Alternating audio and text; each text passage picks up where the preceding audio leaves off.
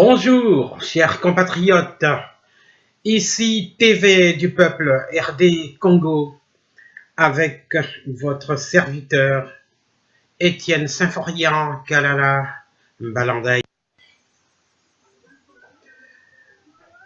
Mesdames, Mesdemoiselles, Messieurs, chers compatriotes, bonjour ou bonsoir. Mesdames, Mesdemoiselles, Messieurs, bonjour et bonsoir, selon l'heure à laquelle vous allez nous recevoir. Ici, TV du peuple RD Congo. Finalement, contre toute attente, la fumée blanche s'est annoncée en faveur de Martin Fayulu.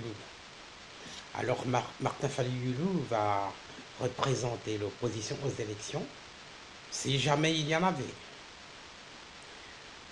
Mais contre toute attente,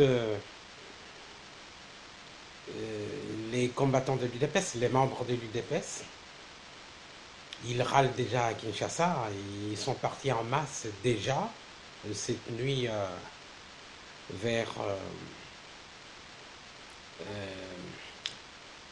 comment est-ce qu'on appelle ça, au siège de l'UDPS, à Limete, ils sont déjà là. Alors, Félix Tshisekedi, déjà lui-même, lui, il s'est incliné. Selon Sonia Rollet, il était dans la salle et il a accepté le choix des autres. Il s'est incliné aussi.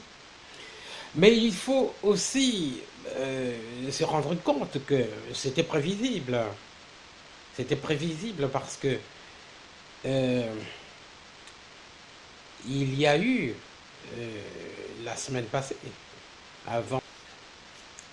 Mesdames, Mesdemoiselles, Messieurs, bonjour et bonsoir, selon l'heure à laquelle vous allez nous recevoir. Ici, TV du peuple RD Congo. Finalement, contre toute attente, la fumée blanche s'est annoncée en faveur de Martin Fayulu.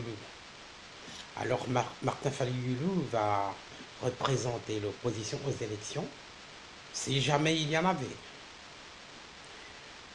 Mais contre toute attente,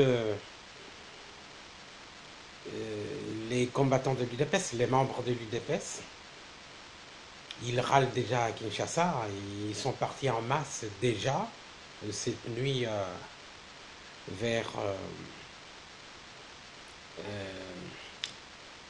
comment est-ce qu'on appelle ça, au siège de l'UDPS, à Limete, ils sont déjà là. Alors, Félix Tshisekedi, déjà lui-même, lui, il s'est incliné. Selon Sonia Rollet, il était dans la salle et il a accepté le choix des autres. Il s'est incliné aussi. Mais il faut aussi se rendre compte que c'était prévisible. C'était prévisible parce que il y a eu la semaine passée, avant cette réunion de l'opposition, un lynchage médiatique de la part des journalistes de l'ensemble de Katumbi qui ont diabolisé Félix Tshisekedi, qui l'ont traité de traître, ils l'ont traité de tous les noms d'oiseaux. Comment voulez-vous que Bemba et Katumbi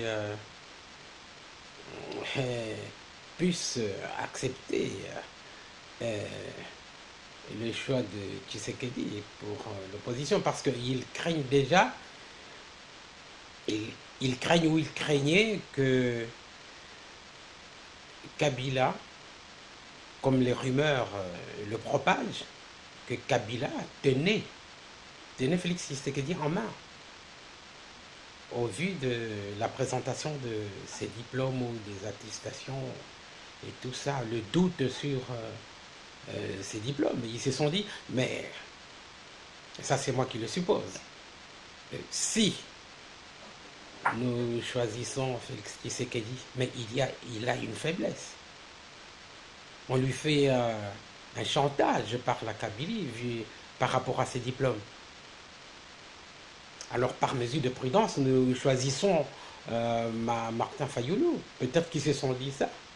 Mais il faut savoir aussi que l'UDPS, depuis très longtemps, depuis Étienne Tshisekedi,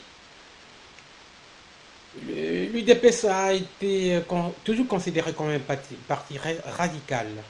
Les Occidentaux en général, les Américains, les Européens, ils avaient toujours considéré Étienne Tshisekedi, y compris aujourd'hui son fils, comme une personnalité radicale que si jamais il devenait président, il ne se retrouverait pas dans le partage des richesses. C'est pourquoi, comme la Belgique, dit-on, la Belgique parrainait également cette réunion de l'opposition facilitée par la fondation Kofi Annan. Vous savez très bien que les Belges n'ont jamais accepté que Félix Tshisekedi devienne président. D'abord, il avait gagné les élections de 2011. Les Belges, les Français, les Anglais, tous, ils ont gardé le silence. Ils ont laissé faire. Hein. Ils ont laissé faire, ils ont laissé massacrer. Ils ont adoubé Kabila ex-Kanambé, qui a dirigé de main de fer avec Moïse Katumbi.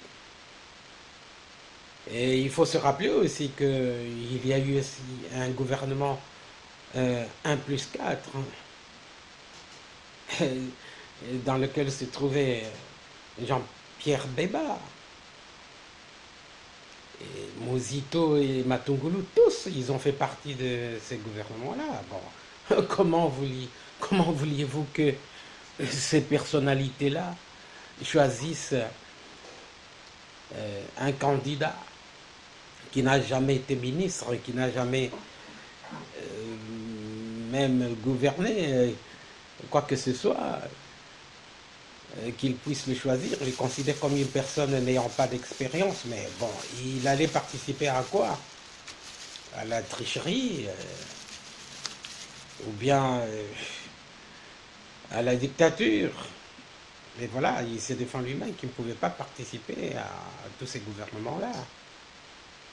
Et voilà, il ne faut pas s'étonner hein, qu'on ne l'ait pas choisi. Bon, de toutes les façons, la conclusion est que si jamais un candidat de l'opposition pouvait gagner, l'essentiel c'est que la Kabylie parte. Il faut que la Kabylie parte et que les Rwandais, les étrangers, retournent chez eux. Ceux qui pillent, ceux qui nous tuent, ceux qui nous massacrent, c'est le plus important. Donc il ne faut pas qu'on détourne le débat. Martin Fayoulou est désigné comme candidat de l'opposition. Mais maintenant, bon, nous espérons qu'il va se mettre à la hauteur, réunir toute l'opposition, convaincre le peuple. Et un autre facteur est que, bon, en politique, ce n'est pas tellement les diplômes qui comptent. Nous avons l'exemple de Noël Tchani, une grande personnalité internationale, mais bon, à la base, il ne pèse pas. Mais il y a Félix Tshisekedi qui pèse. Il a une grande population, l'UDP s'est implanté partout, on ne l'a pas choisi. Qu'est-ce que ça va donner? Bon, soit, acceptons. Il faut quelque part savoir s'humilier pour qu'on puisse chasser le candidat commun. Voilà. Nous nous excusons d'avoir publié ce que nous recevions aussi comme information de Genève, qui est la fumée blanche penchée en faveur de Félix Tshisekedi. Là-dessus, bon, Veuillez nous en excuser. Bolim Sabiso, Bandeko, Boboto, Tondima, Martin Fayoulou, comme représentant de l'opposition. Wabino, Étienne Symphorien Kalala Mbalandaï, en abrégé ESK Mbalandaï. Au revoir.